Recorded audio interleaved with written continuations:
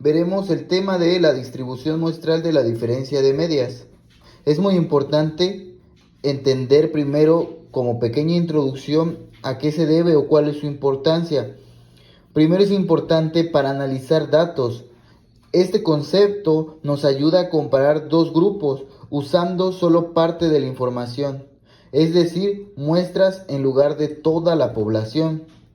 Gracias a esto, diferentes expertos, diferentes investigadores, diferentes empresarios pueden saber si las diferencias que ven entre dos grupos, por ejemplo, dos escuelas, dos empresas, dos negocios, dos emprendimientos, etcétera, son reales o simplemente se deben al azar. Esto es muy útil cuando no se puede estudiar a toda la población debido a la magnitud de esa población.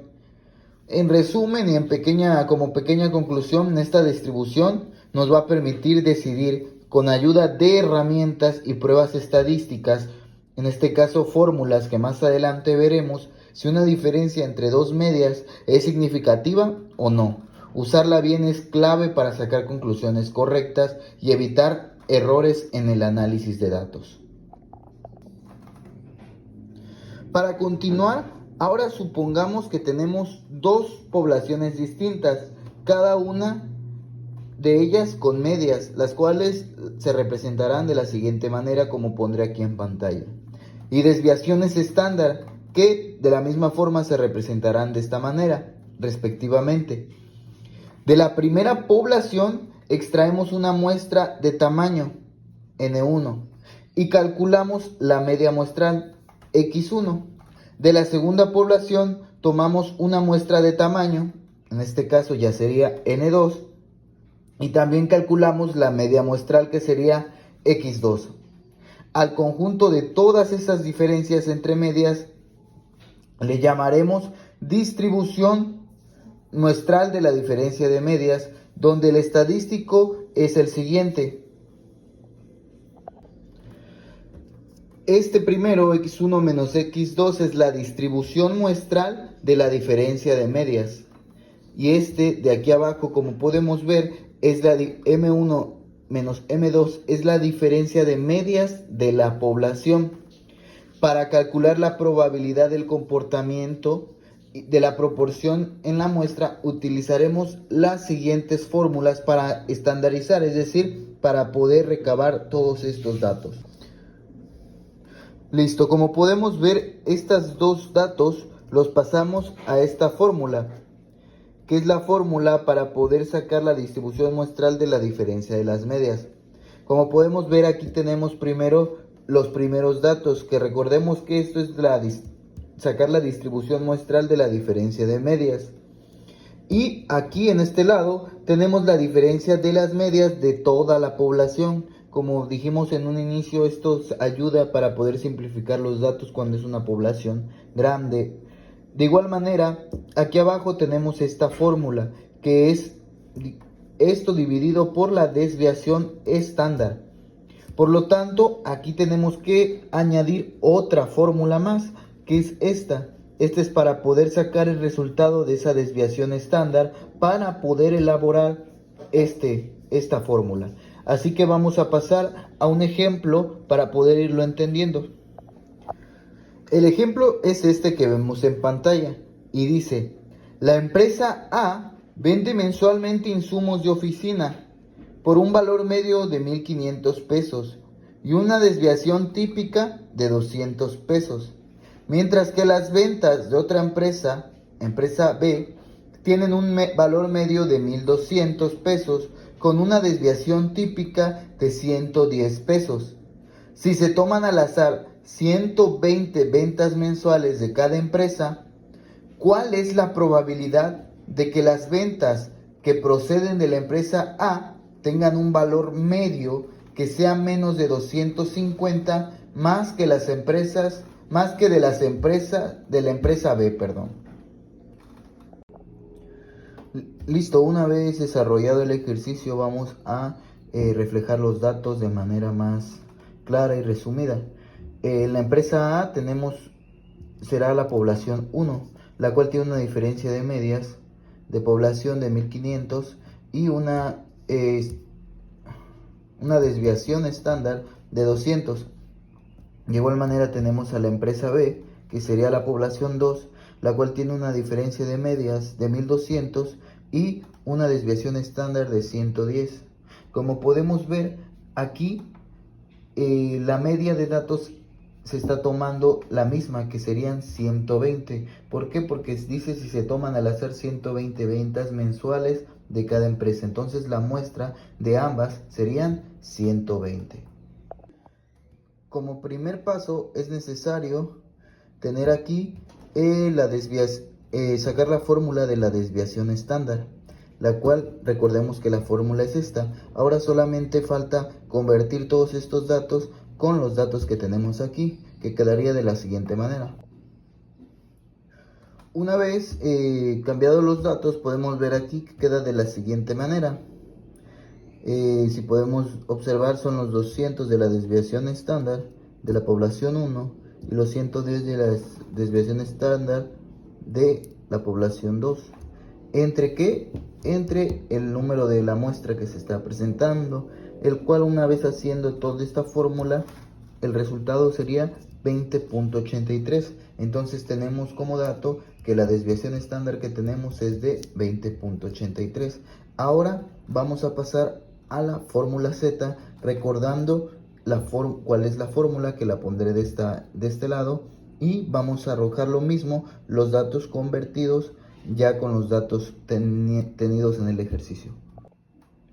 Bien, teniendo la fórmula Z y cambiando los datos, podemos ver aquí que la media es de 250. Recordemos que en la fórmula es media 1 menos media 2, pero en este caso, como tenemos que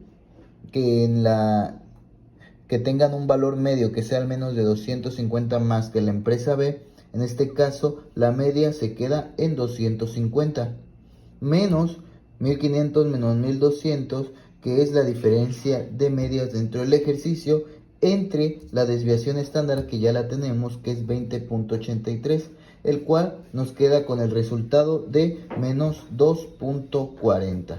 Ahora vamos a pasar al siguiente paso, que es para poder sacar esa probabilidad que el ejercicio nos pide. Teniendo claro que el resultado de Z es 2.40, vamos a buscar el menos 2.40, vamos a buscar el 2.40 en nuestra tabla, que la pongo aquí a continuación. Si podemos ver, el 2.40 serían 0.4918. Teniendo este dato, ahora sí podemos sacar la probabilidad. Ya tenemos que en la tabla equivale a 0.4918 el resultado de Z. Ahora vamos a mostrar esta tabla de distribución normal, la cual si ponemos el 2.40 y nos pide que debe de ser mayor a la empresa B, mayor a 250 que la empresa B, entonces tenemos que tomar en cuenta todos los datos que tenemos hacia la derecha. Al final el resultado que nos daría sería de 0.5. Entonces ya tenemos las dos medias, tanto la primera media, que sería 0.4918, como la segunda media, que es 0.5, sacada en nuestra distribución normal en la tabla que les acabo de mostrar. Para eso vamos a irnos a la siguiente fórmula. La pongo aquí en pantalla. Esta fórmula lo que nos quiere dar a entender es la diferencia entre ambas medias mayor a 250, porque es lo que nos está pidiendo. Vamos ahora a poner todos los datos en esta fórmula y quedaría de la siguiente manera. Como podemos ver, aquí está la diferencia. Aquí esta fórmula significa la diferencia entre media 1 y media 2 mayor a 250. Nuestra primera media es 0.5 y nuestra segunda media es 0.4918. Debe de ser suma. En otras ocasiones es resta. Cuando nos dice, por ejemplo, que en lugar de pedirnos mayor a 250, nos pediría menor a 250, en ese caso sería una resta. Pero como lo que se está buscando es la probabilidad de las ventas mayor a 250 de la empresa B, por lo tanto tiene que ser obligatoriamente una suma, la cual quedaría en esta manera, 0.9918. Entonces, esta sería la respuesta ante la incógnita del ejercicio, que la incógnita era ¿cuál es la probabilidad de que las ventas que proceden de la empresa A tenga un valor medio que sea al menos de 250 más que las de la empresa B? El resultado es, la probabilidad es de 0.9918.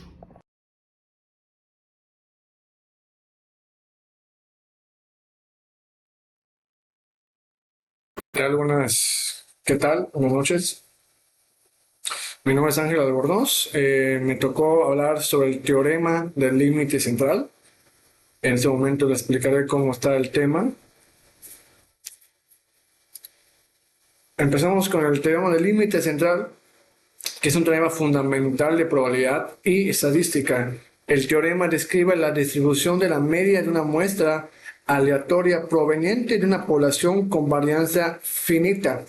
Cuando el tamaño de la muestra es lo suficiente grande, la distribución de las medias sigue aproximadamente una distribución normal. El teorema se aplica independientemente de la forma de la distribución de la población. Muchos procedimientos estadísticos comunes requieren que los datos sean aproximadamente normales.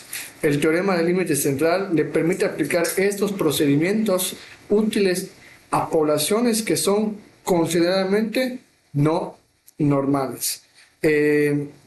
El teorema del límite central es un tema muy importante, ya que se puede aplicar o se aplica en varias ramas de la vida cotidiana, y es muy simple para poder sacar la media en una población que es muy grande, ¿no?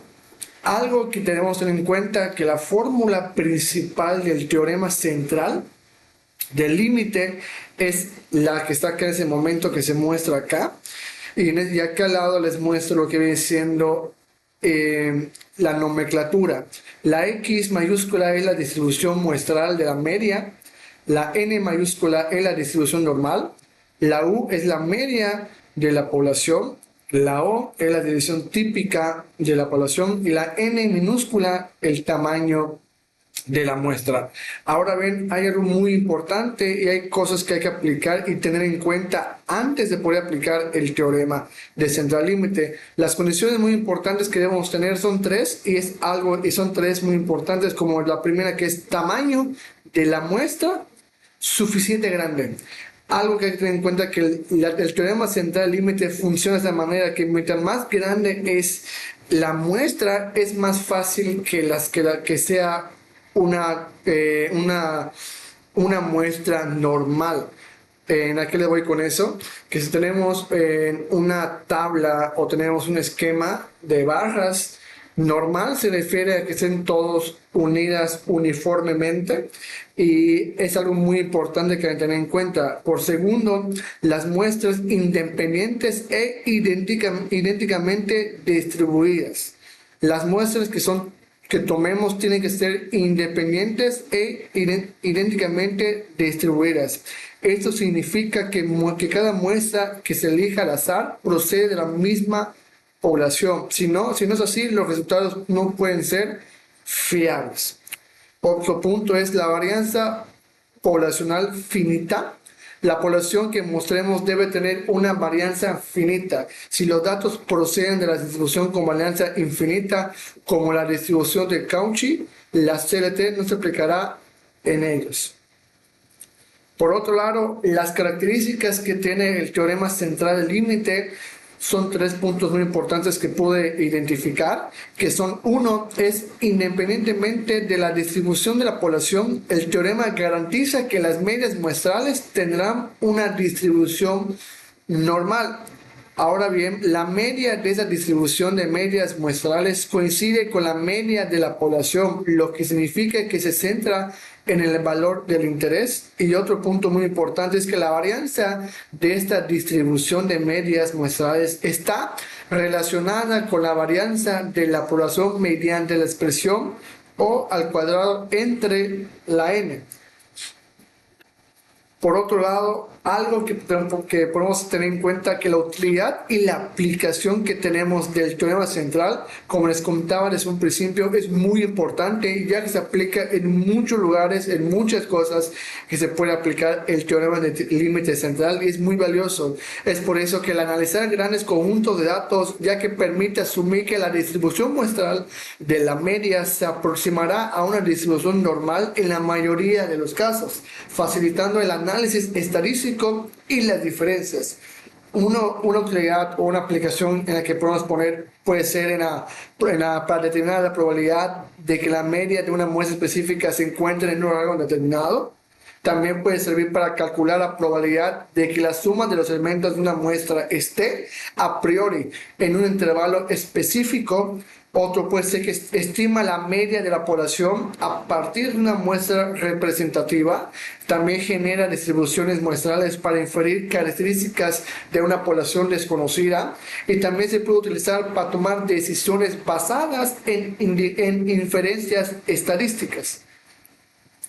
Por otro lado, la desviación típica es un número que nos indica la dispersión de valores respecto a la media. Cuando examinamos las medias muestrales, los promedios de diferentes muestras, queremos saber cuántos varían esos promedios. Acá en este momento les mostraré un ejemplo pequeño de cómo funciona la balanza. Si se dan cuenta, la media de la muestra sigue siendo siempre 17, y lo que va cambiando, como les comentaba, es el tamaño de la muestra. Mientras más grande sea el tamaño de la muestra, menos va a ser la desviación tópica. En ese caso, como se dan cuenta, el tamaño de muestra empezamos de 5 y terminamos hasta 100, pero la media de la muestra nunca cambió, siempre 17, pero lo que sí va cambiando es la desviación. Si se dan cuenta, va disminuyendo poco a poco, y mientras mayor sea la muestra, no va a ser más normal la desviación tópica. O sea, como les comentaba hace rato, si ponemos en un ejemplo de barajas, mientras mayor sea, se va a ser uniforme y va a ser siempre parejo. Mientras sea mayor, va a ser siempre disparejo, ¿no? Por otro lado, algo que podemos tener ya para ir acabando, les pongo un ejemplo de lo que viene siendo una aplicación del teorema del límite central. Y en ese sería un ejemplo que, como tenemos acá descrito, una empresa de mensajería que opera en la ciudad tarda en una media de 35 minutos en llevar un paquete, con una dirección típica de 8 minutos. Supongamos que durante el día de hoy han repartido 200 paquetes. Hay que calcular dos datos muy importantes. Uno sería cuál es la probabilidad de que la media de los tiempos de entrega de hoy entre 30 y 35 minutos. Y también algo que podemos aplicar es cuál es la probabilidad de que en total para los 200 paquetes hayan más de 115 horas, ¿no? Acá en este ejemplo podemos considerar que la X es el tiempo de entrega del paquete. Y sabemos que la media de la media son 35 minutos, como se muestra acá. Y su duración típica es 8, ¿no? Pero si nos fijamos que sabemos si esta variable sigue una dirección normal durante el día de hoy, se ha entregado n de 200 paquetes. Es decir, que tenemos una muestra de x1 y x2 y así sucesivamente. Y empezamos acá teniendo la primera fórmula. Por el teorema del límite central, sabemos que la media muestral se comporta con una normal de espera de 35 y la división típica es 8. Lo dividimos entre la raíz cuadrada de 200 y nos da 0.556, y calculamos lo que viene siendo de esta manera para que sea aproximadamente igual a la probabilidad de la siguiente. En ese caso es muy importante tener en cuenta esto, donde z es normal a 1, es decir, tenemos una probabilidad aproximada del 4.616 de que la media del tiempo de entrega de hoy haya estado entre 30 a 35 minutos, ¿no? Y por último, como viene siendo ya con respecto a la segunda pregunta, de entrada debemos pasar las horas a minutos, ya que esa es la unidad con la que nos viene dada la variable. Observamos que 115 horas por 60 minutos nos da 6.900 minutos. Se nos pide que calculemos la probabilidad, quedando los 6.900 entre los 2.000 y nos da eso en un total de 34.5. Y como sabemos que la media de distribución aproximadamente como normal de media 35 en la división típica viene siendo 0.566, supondremos que siempre la distribución de la media normal, ya sea porque la variable de interés es normal o porque la muestra es lo bastante grande, esta probabilidad se puede aproximar por la probabilidad de una distribución normal estándar, ¿no? Y hacemos la siguiente fórmula o la siguiente, que son las 34.5 menos 35 entre los 2.566 nos da la primera, que es el 0.88 que sacamos, la segunda que es 0.88, y eso nos da un total de 0.8194. Y de conclusión, el teorema del límite central puede sonar técnico si eres nuevo en estadística, pero es una razón importante por lo que podemos hacer cosas inteligentes con los datos. Como les comentaba en un principio, es muy importante, muy variable, ya que podemos usarlo para poder sacar las desviaciones y sacar lo que viene siendo las medias en una población ya grande. Y es algo muy importante que debemos tener en cuenta, ya que es algo que se puede aplicar de una manera muy sencilla. Y ojo, no solo se puede aplicar con números, se puede aplicar con muchas cosas que haya o lo que tengamos en mente, y es fácil de hacer. De mi parte es todo. Espero les haya funcionado. Así que es todo de mi parte. Muchas gracias. Hola, ¿qué tal? Buenas noches, buenos días, buenas tardes, en el horario en que nos escuchan. Me va a tocar el tema de intervalos de confianza para la media con el uso de distribución normal y t-de-student.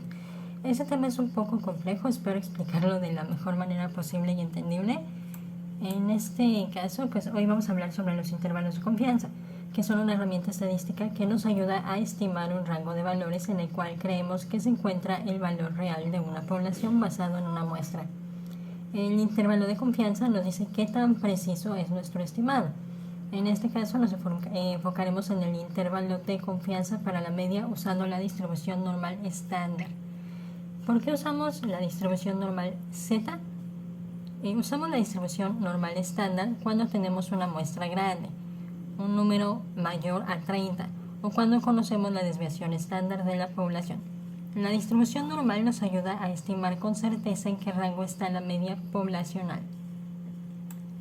Para calcular el intervalo de confianza para la media de una población usaremos esta fórmula, donde X es la media de la muestra, un valor promedio de los datos que recogimos. Z alfa entre 2 es el valor crítico de Z, dependiendo del valor del nivel de confianza, como 1.96 para un 95%. Sigma es la desviación estándar de la población, que tan dispersos están los datos de la población. N es el tamaño de la muestra, en donde pues hemos visto cuántos datos hemos recolectado, y la raíz cuadrada del tamaño de la muestra.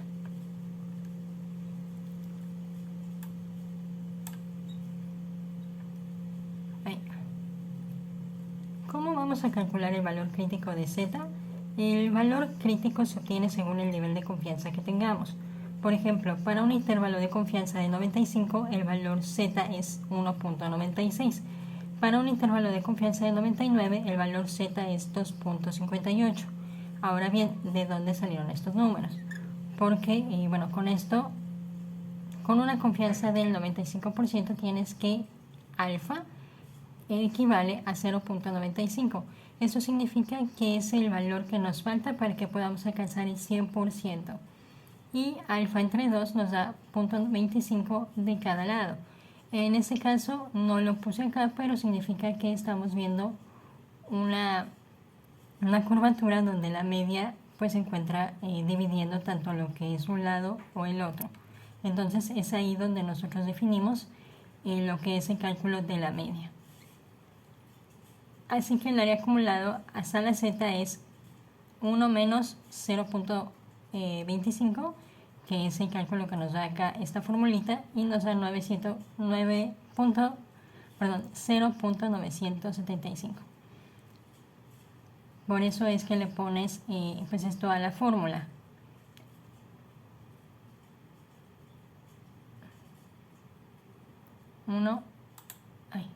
Aquí está, es 1 menos.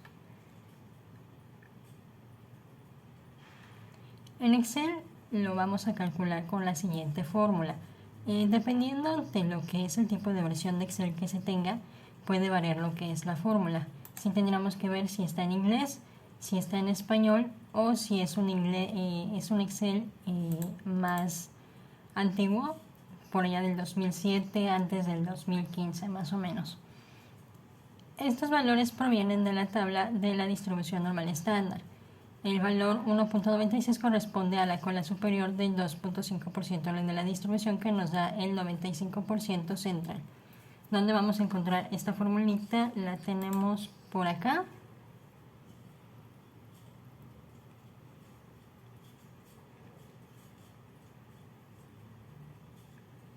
Por aquí lo habíamos calculado ese rato. Me parece que es el 0.05 por... nos había dado la fórmula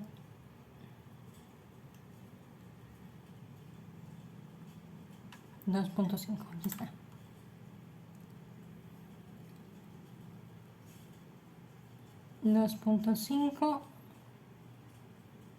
Aquí está. Aquí lo tenemos, es el 99.6. Calculando el 0.05.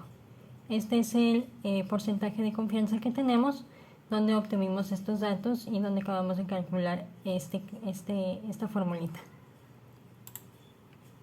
Para estas distribuciones sí es muy importante tener lo que es esta tabla de valores para que podamos indagar, dependiendo de los valores obtenidos, lo que es el porcentaje que nos corresponde de confianza. ¿De acuerdo? Aquí tenemos un pequeño cálculo de lo que es la fórmula que les comentaba para Excel, en donde pues aquí podemos redondear a 1.6. Aquí tenemos un pequeño ejemplo donde supongamos que en un estudio de administración tenemos una muestra de 100 empleados de una empresa y queremos estimar la media de satisfacción laboral en toda la empresa, que tiene una escala de 1 al 10.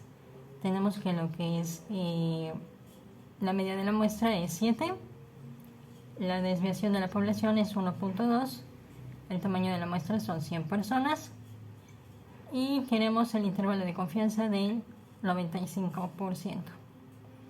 Pues acá ya habíamos estimado que el valor de 95% de confianza era 1.96 y pues únicamente sustituimos lo que son los valores. Aquí tenemos el 7, lo que es el intervalo de confianza, la desviación estándar, el tamaño de la muestra, lo calculamos, dividimos esto y esto es lo que nos da si sumamos. Recordemos que la fórmula principal nos da la opción de sumar y restar, entonces tenemos que sacar ambas opciones, tanto de suma como de resta. Entonces tenemos que el intervalo de confianza es de 6.7648 y de 7. Eso significa que estamos 95% seguros de que la media de satisfacción laboral está en toda la empresa entre 6.76 y 7.24. En resumen, pues el intervalo de confianza para la media con la distribución normal nos ayuda a estimaciones precisas sobre una población basándonos en una muestra. La fórmula es sencilla, pero debemos tener claro que la muestra debe ser grande o conocer la desviación estándar de la población para que la distribución normal sea válida. Con estos intervalos de confianza, las empresas pueden tomar decisiones más informadas y confiables, como en nuestro ejemplo de la satisfacción laboral sin tener que hacer un censo completo. La distribución TED-Student es una herramienta estadística que se usa cuando queremos estimar la media de una población, pero no conocemos la desviación estándar de la población y además tenemos una muestra pequeña, normalmente es menor a 30. Cuando se usa la TED-Student, se usa cuando no se conoce la desviación estándar el tamaño de la muestra es pequeño y se asume que los datos están aproximadamente distribuidos normalmente. La fórmula es muy parecida a la de la distribución normal. La única diferencia es que pues cambia la manera en la que es el valor crítico. En este caso, X es el valor que tiene de una tabla de distribución también. La desviación estándar de la muestra es el número de la población y el tamaño de la muestra, la raíz cuadrada del tamaño de nuestra muestra. En este caso, pues tenemos que, para obtener el valor de t, sería t alfa entre 2, en donde necesitamos dos datos. El nivel de confianza, por ejemplo, es 95, los grados de libertad se calculan así. El grado de libertad es el número de la muestra, el tamaño de la muestra, menos 1. Si el nivel de confianza es de 95, debemos sacar el nivel de significancia, es decir, lo que falta para alcanzar el 100. Así que lo ponemos en decimal. 0.95 para alcanzar el 100, pues le faltan el 0.05. Entonces, al nivel de significancia lo tomamos como el alfa que necesitamos y lo dividimos entre 2, lo cual nos da esta cantidad. Los grados de libertad se obtienen del tamaño de la muestra menos 1. Para calcular en Excel, pues tenemos varias versiones de las fórmulas. Dependiendo también de lo que sea el tipo de Excel que tengan, les puede dar un cálculo diferente de lo que es la fórmula que requieran. En el siguiente ejemplo, pues lo vamos a desglosar de una manera más entendible. Una empresa quiere estimar la media de horas que sus empleados dedican a capacitación semanal. Se toma una muestra de 10 empleados y se encuentra que una media es de 4.5 horas, la desviación estándar de la muestra es 1.2, el número o el tamaño de la muestra es de 10, el nivel de confianza es de 95%. Calculamos la T, aquí con los datos que ya teníamos antes, el 95, pues calculamos el 0.05, lo que nos falta, y tenemos que GL es 10 menos 9, menos 1, que nos da 9. Entonces, lo que es nuestra T la calculamos así, que es el 0.025 y el 9. Grado de confianza y pues lo que habíamos dicho acá, que era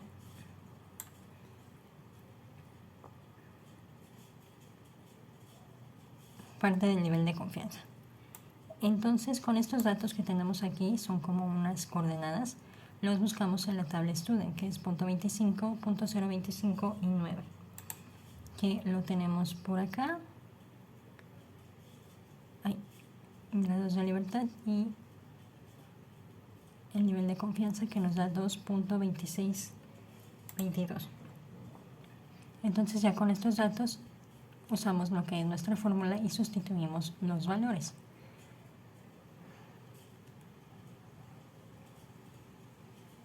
Aquí tenemos lo que es el 4.5, que es la media, la desviación estándar, las horas, el número de lo que es la muestra y el estudiante, la T de estudiante. Entonces, pues aquí empezamos a sacar lo que es nuestra formulita y tenemos lo que es el más, aquí es para sumar y acá es para restar. Entonces tenemos que el intervalo de confianza con la distribución T se usa cuando no tenemos toda la información de la población. Nos permite hacer estimaciones confiables, especialmente cuando trabajamos con muestras pequeñas. A diferencia de la Z, en la T se tiene en cuenta la variabilidad adicional que surge por no conocer la desviación estándar poblacional. Y pues aquí tengo y aquí les dejo mis fuentes. Y pues eso sería todo con respecto a estos temas. Buenas, yo les vengo a presentar el tema de tamaño de muestra, sobre qué es un tamaño de muestra y cómo tomarlo. Básicamente, tener un tema en una investigación es muy importante. Por eso en este video les enseñaré paso a paso cómo llegar a ese tamaño de muestra, y también se formulará en Excel para que su cálculo sea más fácil. Una muestra es un subconjunto de la población, el cual es el número de elementos o sujetos que componen la muestra representativa de una población. Esta muestra representativa es porque tiene un nivel de confianza y un margen de error. Por lo anterior, los resultados pueden inferir a la población. Entre las ventajas, reduce el costo de diferentes recursos económicos, mano de obra y materiales. Permite que la recolección de los datos se realice en menor tiempo. Al igual, hace que se puedan estudiar poblaciones muy grandes, en el cual ahí entramos que tenemos dos tipos de poblaciones: la población finita y la población infinita. En la población finita está formada por un número delimitado de elementos. Por ejemplo, todos los alimentos de una comunidad, el número de estudiantes de una institución universitaria, el número de obreros en una compañía o la flota de vehículos de una transportadora. Todo esto sería ejemplos de una población o universo finito. Para una población infinita está formada por un número extremadamente grande de componentes, donde no se puede contabilizar todos sus elementos, ya que existe un número ilimitado de estos, en los cuales los ejemplos son la población de insectos en el mundo, el número de estrellas en el universo, la cantidad de granos de arena y el número de gotas de agua en un lago. Esas son las dos fórmulas que nos van a permitir llegar a cada una de estas dos poblaciones, donde podemos ver cada uno de los parámetros que la componen. Aquí vemos la relación básicamente de los 6 parámetros que componen cada una de estas fórmulas, que básicamente sería a continuación. Les voy a explicar detalladamente cada uno de sus parámetros. El tamaño de muestra es lo que estamos buscando y es el número de elementos extraídos de una población. Lo que estamos buscando es lo que debemos de calcular, por ejemplo, el tablero de la población o universo. Es el cual de los individuos de los elementos en los cuales se pueden presentar susceptibles a ser estudiantes, universo infinito o finito, en el cual tenemos varios ejemplos. Como ejemplo, para el universo infinito, para hombres y mujeres mayores de 16 años, estudiantes de administración de empresas en la Universidad X, sede de Bogotá,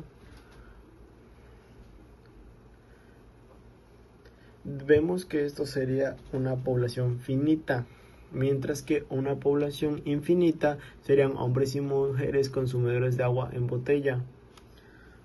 El Z calculado es un parámetro estadístico que depende del nivel de confianza, y el nivel de confianza es el grado de certeza o probabilidad expresados en un porcentaje con el que se pretende realizar la estimación de un parámetro a través de una estadístico muestral. Este Z calculado está asociado a una distribución normal. Una cosa muy importante es que el nivel de confianza lo coloca el investigador con el grado de certeza que quiera la investigación. Existen unas tablas que serían estas, que asocia el nivel de confianza a un Z. Por lo tanto, como el Z lo coloca el investigador, sabremos cuál es el valor del Z calculado para utilizarlo en la fórmula. Por esta tabla podemos ver que si tenemos un nivel de confianza de el 95%, va a ser el Z calculado, va a ser como resultado a 1,96. Mientras si se quiere un nivel de confianza del 90%, sería que el Z calculado sería a 1,645. Y si lo que se quiere que es un nivel de confianza del 99%, el Z calculado sería como resultado 2,58. El margen de error es la estimación máxima aceptado, que básicamente es la cantidad de error de muestreo aleatorio resultado de una elaboración de una investigación. Por ejemplo, si una encuesta de notoriedad dice que el top grade of mint de la marca estudiada del 60% con un margen de error del 5%, esto significa que ese top of mind real es variado entre más o menos 5. Por lo tanto, se ubica en algún punto entre 55 a 65%. Muy importante es saber que el error también lo coloca el investigador. ¿Con qué criterio? Básicamente con el criterio de certeza que él quiera en su investigación, básicamente. Entendemos que también es la probabilidad. ¿Qué es la probabilidad de que ocurra el evento o qué es la probabilidad de que no ocurra el evento estudiado? Básicamente la P es la probabilidad de que ocurra el evento estudiado en forma de éxito. Así que Q es probabilidad de que no ocurra el evento estudiado o probabilidad de fracaso. Básicamente, para conocer P, normalmente es necesario tener investigaciones pasadas. Pues, por ejemplo, si P, que es la probabilidad del evento que estoy estudiando, es igual a 30%, entonces Q va a ser igual a 70%. En muchas investigaciones no se conoce P. Y si no se conoce P, básicamente debemos darle el mismo peso de que ocurra el evento que está estudiando como que no ocurra. Entonces P va a ser igual a 50% y Q va a ser igual a 50%. Después de ver la definición de cada uno de los parámetros, para hallar el tamaño de muestra pasamos a hacer una formulación en Excel para que el cálculo sea más sencillo. De esta manera queda la formulación de tamaño muestra en Excel, donde tan solo llenamos todos los campos de cada parámetro, obtendremos el tamaño de muestra.